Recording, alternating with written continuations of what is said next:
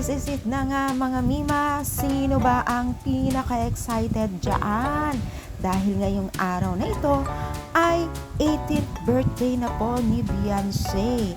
Alam ko po marami pong nag-aabang ngayon kung ano ang kaganapan ng birthday celebrant po ni Beyonce dahil ito ang pinaka-special niya sa buong buhay niya at kasama ang kanyang love team na itong si Kalingap Edu and mga team ka o iba pang ka-team Kalingap.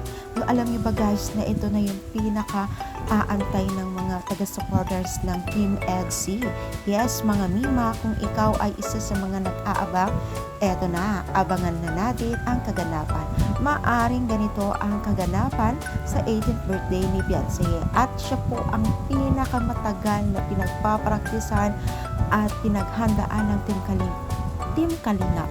Alam niyo yan mga Mima, kung gaano nila katagal pinagawa ang bahay niya, ganun din po kahimay o kaganda o katagal po ang paghahanda ng Team Kalingap. Alam niyo ba guys na si Beyonce ay napakaswerte kasi una sa lahat mga Mima ay siya po talaga yung napakalaking bahay, napakamahal na pabahay at ito rin po aabangan po ng lahat, talagang hinimay-himay ng Team Kalingap ang kaganapan sa kanyang 18th birthday.